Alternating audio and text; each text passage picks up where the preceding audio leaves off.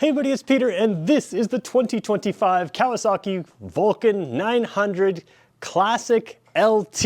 Now that sounds like a long name, but let's just break it down. There's three models here. You've got the Classic, the Custom, and the Classic LT. And in this video, we're going to talk about some differences in the LT, not just on the bike, but you actually have an extended warranty standard on this bike. But really what we're going to do is talk about this bike in 2025. This bike has basically been unchanged for a while, so how it competes against other vehicles in the class right now kind of matters, and why you would want to buy a 2025 versus another one. We'll talk about all that and more in this video. Now, if you've seen me film here at Jim Gilbert's before, this is the #1 volume Kawasaki dealer in the country. And of course, I usually line up with a sign, but there is so much 2025 inventory here already in March that I am here off-centered on the sign to get you this video today. So remember to check out Jim Gilbert's Wheels and Deals if you're in the area. And if you're not in the area, remember that they give me complete access to their entire product line. So if there's anything you want to see online, let me know and I'll make sure I get back to you in video. All right, let's get going with this review. So placing this bike within a class is usually pretty easy. It's just simply called a cruiser. Now, in Kawasaki's lineup, there is some controversy there. You guys don't think, or some of you don't think, that the Vulcan S is a cruiser. I think it is, Kawasaki thinks it is. I'm a little more loose with my terms, but there's a lot of cruisers in Kawasaki's lineup, and of course Kawasaki is known for their sport bikes, for their dirt bikes, and many other things. Are they really known for their cruisers? Well, in this case, I would say they have created kind of the perfect retro or classic cruiser. The classic in the name totally fits this. What you have here is a few modern components, but basically a retro style bike. And in a world where you've got TFT displays and all kinds of computer intervention, from your throttle to your brakes to suspension to all kinds of other things, this is very much, for a lot of people, a true motorcycle. Now the LT to me is worth it because it gives you some Kawasaki accessories that really make it versatile. And I always talk on this channel about falling in love with motorcycling. Well, this is one of those bikes you're going to fall in love with motorcycling with, because even though the Vulcan S is a 650 and this is a 900, this one actually has less horsepower than that Vulcan S, but what it does have is a whole lot of torque. This gives you the true classic retro feel of a cruiser with the V-twin engine and the rumble. It gives you what you want in a cruiser, and it is very economical to buy. And of course, once you have it, you can do just about anything with it. So let's start at the front wheel, work our way through the components, and then help you decide if it's right for you. So taking a look at the front wheel of this bike, you really do see that classic cruiser style. Now remember, there is a Custom which has a much narrower front tire and a taller wheel that gives you a little bit different geometry, gives you a little different feeling in the handling. And if you like the style, it's worth even just sitting on them in a showroom to feel the difference in the steering, because this steering to me seems just a little bit more natural to my type of motorcycling. So what you have here is a 130/90/16 tire. So the diameter here is 16-inch tire, which is 1 inch smaller than a typical sport bike. It's also about a centimeter wider. The difference you see between this and something like the Vulcan S is this one doesn't have that sportier profile of the front tire. Not that the Vulcan S is a sport bike, but the Vulcan S does advertise it as more of a sport cruiser. This is a cruiser through and through. So this tire is all about comfort. And of course, you've also got style here. You got the spoked wheels here, going to give you some strength, some style, some chrome in there. You do have modern disc brakes, just a single disc on the front here to keep that style of showing off the spokes here, but a good size rotor here. So you've got good braking for what this is. It's not sport bike braking, but again, you're not going to the track and decelerating for 300 kilometers an hour. So you do have quality braking for what this is. And that's one thing that matters. To have a classic looking bike but have modern brakes is a nice thing. Nothing fancy here in the suspension. You've got sort of the chrome tubes over the right side up forks here just to sort of cover everything up. So again, this bike is really capable of long distances or just driving around for a country afternoon ride in the country. And of course, you can use it in the city as well. But over here, you can see the fender, still retro style. Let's move down to the heart of this bike and talk about what you've got there. So if you're a true cruiser lover, you're going to want a V-twin engine. Now this one is the V-twin engine. One thing you'll find is a lot of bikes that are V-twin, some of them are still air-cooled. Most things are moving to liquid-cooled. Even though this is very retro, it is a liquid-cooled design, so it has a radiator out front there, buried in the frame. You barely even see it. But it does have the styling of an air-cooled bike. So you've got these vents here, which probably offer a little bit of cooling, but they don't offer, they're not designed to be there to cool the engine from the engineering perspective. Now, one thing that liquid cooling does on a V-twin engine, the front cylinder usually gets more cooling in an air-cooled engine than the rear, so this balances that all out and allows for a lot of reliability. This is a super reliable engine, and again, it's not pressed to really overperform. It's not a high-stress, high-strung engine. So it is 900 cc's, and again, the V-twin engine, and like I said, horsepower is less than the Vulcan S, but torque is way more, so you're gonna have that just instant, steady torque everywhere. It is a 5-speed transmission. I know my comments are going to fill with, oh, this should be a 6-speed. And, you know, I can see what you're saying, but most people riding this bike, I think are perfectly happy with the 5-speed, knowing that the typical rider of this bike is probably going to look for country highways, country roads. On the highway, a 6-speed, sure, would probably be nice, but again, most of us, even with bikes with, you know, my bike has more than double the horsepower of this bike, and I'm still searching out those country roads. So if you're a country road cruiser, that 5-speed will be fine. If you're on the highway, 5-speed still works fine, but there will be a push in the comment section to have a 6-speed.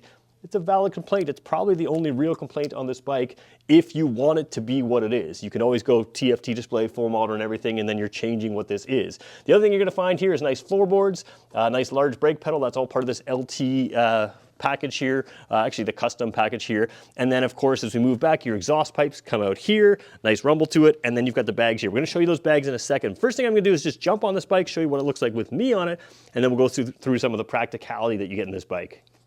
So jumping across this bike, a good cruiser should have a little bit of weight to it. That's part of the experience, and the thing is you want that weight to be managed well. Now, I'm about 6 feet tall, and you can see here, of course, seat is very low to the ground. Having a low seat really helps you manage a heavier bike. It's not that heavy. It's 657 pounds is Kawasaki's claimed weight for this, and it really doesn't feel as heavy as bikes that are sometimes lighter than it because you've got good control with your feet. It's well balanced. It's just very well done on a bike like this. So you're gonna be comfortable driving around town. It's not intimidating. You feel like you can kind of maneuver it well, but there is weight there. So if you bring it over too far, it's gonna, you know, show its weight to you. Now, riding position here, you can see you've got the footboard. So you've got some ability to move around a little bit. You've got the large brake pedal there, and of course same thing on the other side. You have a heel and toe shifter, so if you're into shifting with your heel or your toe, you can do that on this side. But again, very comfortable seating position. The handlebars are different on some of these Vulcans, so this LT model or this custom model, the classic model does kind of come back to me and leaves you in a very upright seating position. So whether you're shorter or you're taller, you're gonna have a very upright seating position. One thing that doesn't show up online is the size of this windshield. We're gonna talk about that a little bit later when we talk about the practicality of this bike, but it is an adjustable windshield as well. A lot of people don't realize that, but I mean, it's gonna send the air over your head. So if you are into an open face helmet, you've got that ability to have that here. It's going to send everything over the top of the helmet as far as wind and buffeting wise. And it does offer a lot of protection. So you really can ride all day on this bike. And that's part of the fun of having the bike like this. Is like I said, take it out for a country drive, but you can load it up with stuff and take it for a long ride. So there's my seating position there. Everything's easily within reach. Your speedometer is nice and close to you on the tank here. It's about a 20-liter tank, so it's all the range you're going to need to handle those longer distances. Let's talk about some of that practicality now. So taking a look at that wide seat here, you do have these sort of nubs here which are going to give you a little more style. That is part of this LT package. The other thing that's hard to show you on camera is the size of this rear seat. Because this front seat is so wide and so comfortable on a long trip, the rear seat looks small. But if you put this up against a sport bike or something like that, you will see that a sport bike is like the size of my hand, and this is easily more than that, like more than double my hand. So it's a pretty large seat here. And the LT also gives you that backrest there. So right off the bat, from the factory, you can take this bike and you can take a passenger. So that backrest, of course, gives you good support, gives your rider or your passenger more comfort so they know exactly what the bike's doing. And the thing I like about a taller backrest as well is it naturally makes your passenger lean with the bike, so they don't have to be super experienced to know to lean with you. They're gonna follow that bike, and that makes it easier to ride. Now, of course, practicality-wise, you do have these side bags. This is part of that, that LT package. And although they look like they're just sort of buckles, it's actually a plastic clasp, the little pinch clasp type thing down here, so it's very easy to open, and they are firm inside. So they are, you know, softer bags, but they feel like softer bags on the inside here, but it's all a firm structure, so it's always going to hold its shape even in the wind, and you can put stuff in or out, and it's not like people can see easily if there's something in or out of there. But again, it is easy to access, which is one of the things I really like about this style thing. To me, the LT package really makes sense because you're adding some of these accessories on to the regular the regular classic, but you are getting them at a discount and you get that extra year of warranty thrown in for free, which is a nice thing to have. So it's just one of those things that, you know, they make this bike make sense new. Now let's take a look at the gauges, the dash. Actually, one more thing before we get to the gauge dash, let's show you that windshield for a second. So I know this is going to come as a shock to some of you, but a clear piece of glass is going to be tough to film on camera here. So I just want to kind of show you the overall size, but again, it doesn't really show the size as well. What I really want to show you though is just, I guess for interest's sake, I can show you there's a little logo on the front there for the Vulcan, but I'm going to keep following down this fork tube here. You can kind of see one behind the glass, and then you can see one here. Let's zoom in a little bit further. Well, actually, that's not the one we have to zoom into. We'll zoom in up a little taller. So we'll zoom in here, and you should be able to see there are some lines there. I'm looking through the screen here, but the bolt is currently on one line, and you can move it up or down from there. So those are just reference points to allow you to move that bolt up or down. So there's 4 bolts, 2 on either side. Just a simple Allen key can allow you to adjust it. So although it is a tool adjustment, it is not something that you couldn't do on the road with a simple Allen key by moving it up or down. So again, that's going to eliminate the buffeting by taking that wind over your head. This is not one of those windshields that sort of sends it off your body. It sends it right over your head if you want to, and that's how you can adjust it. So again, really practical, really makes it nice to have on a longer trip. Just set it where you need it and off you go. So when we talk about this being a classic bike, I should show you the key here as well, which is also quite classic in its design. Every other Kawasaki key has a sort of a plasticky or rubbery type end to it. This one's just a little simple metal key, and of course being the classic style, it goes down here on the bike to turn it to the on position. So once we turn it on there, then the dash comes alive. Let's show you that dash. So take a look at the dash here. Again, it is on the tank. That does place it a little bit closer to you, and you can see if we zoom in a little bit more, this one is kilometers only because we're filming here in Canada. And of course you have sort of that nice, relatively even from 0 to 20 is all tight, but everything else is even all the way to 200. You're probably not doing 200 on this bike, but you can see a nice clear view of what you've got. Straight up and down is about 110 here, so that's our highway speed limits, and that's kind of what you have. Now I have some glare here on the, let's see if we can get rid of that glare on the fuel gauge there. There we go. Come in that way. So you've got fuel gauge down low. You've got a warning light in there for oil pressure and oil temperature in there. And then you have another low fuel light. So the low fuel light's over here. Down below, you can see you have a neutral light. You have a single signal light, so we'll just show you that. Whether you're left or right, it'll show your signals are on there. And of course, you have your high beam light, which is not coming on because the bike is off. We don't want to run it here. I'm inside. Got some customers right here in the area, so we're just going to leave it off. But those are your lights, and then you see a mode switch and a reset switch. All of that controls. Let's come back up here to get rid of the glare up top there. Sorry for my poor camera work right now, but we'll just come down to there. You're going to have a standard clock here. If I hit the mode button, you're going to switch between the odometer, the trip odometer, and back to the clock. So nothing fancy in here, simple stuff. It's just going to work because there's really nothing to break.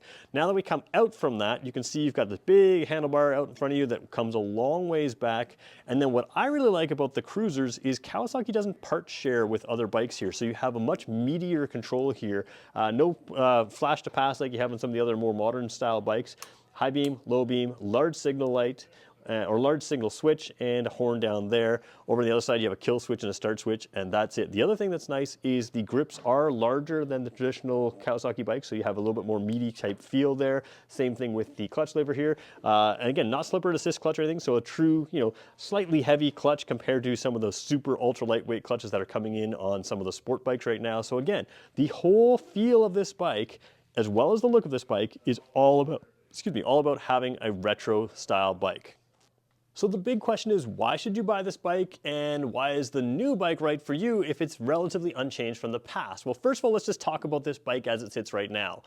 In 2025, this is a very good value bike. You get a lot for what you pay compared to any motorcycle. And again, you have large enough bags to store your extra stuff. Of course, you can strap this all up with bags if you're not taking a passenger and do just a tour across the country. But if you're just taking a weekend trip or a short trip or whatever, even if you're just taking this to work and back or whatever you need, you've got the practicality you need. So you can just use this as a vehicle in nice weather. You don't have to, it's not really a compromise for a lot of people. So you have that. Little classic styling things, the fuel tank filler is on the right side here because it's on the side stand. That's going to be the high point. So you don't have those details in a lot of modern bikes. They just centralize everything for symmetry and everything else, whereas this one is truly a classic cruiser. The big thing with a classic cruiser is the V-twin feel. It's going to give you that feel of a true cruiser as well. So everything about this, from the looks to the feel, is that classic cruiser look. And in 2025, when you have so many bikes that are going more and more modern, they're kind of losing some character,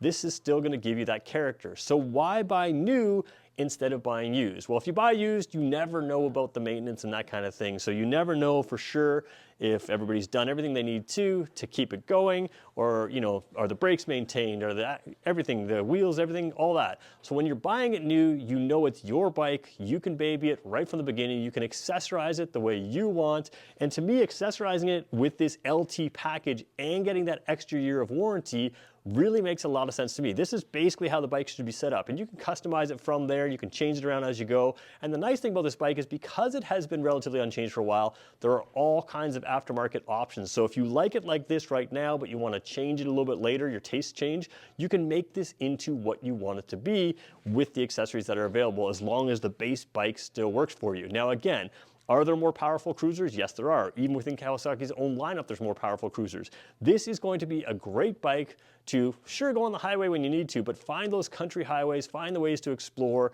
And that's, I think, where most people want to go. Whether you're taking a passenger, whether you're taking all the gear you need to, you know, it's got the belt drive, so there's no maintenance on your trip. You just keep rolling through on longer trips. Everything is set up on this bike to be a great everyday ride, as well as a great actual tour. The LT stands for sort of light touring. You can do light touring or more aggressive, longer touring on this bike, absolutely. So I am a fan of this bike because, again, you have to fall in love with motorcycling to love this bike, and if you're gonna buy this bike, that's what you're gonna fall in love with. It's not all about specs and performance, it's about the overall feel and the joy that you get when you go out and ride, and that's what this bike does, gives you that feel. So there you go, there's my review of the 2025 Vulcan 900 classic LT. Oh boy, a lot of words here. If you want to see the other bikes in the class, of course, we're going to put them on video as well. If you have questions, let me know. This particular bike is sold already, and that's a good warning for you that here at Jim Gilbert's Power Sports, they are selling bikes right now for the year, and they've got a showroom full of just about everything you can want to see. So check them out, and if you want to see more, make sure you subscribe to the channel. Thanks for watching to the end, and we'll talk to you in the next one.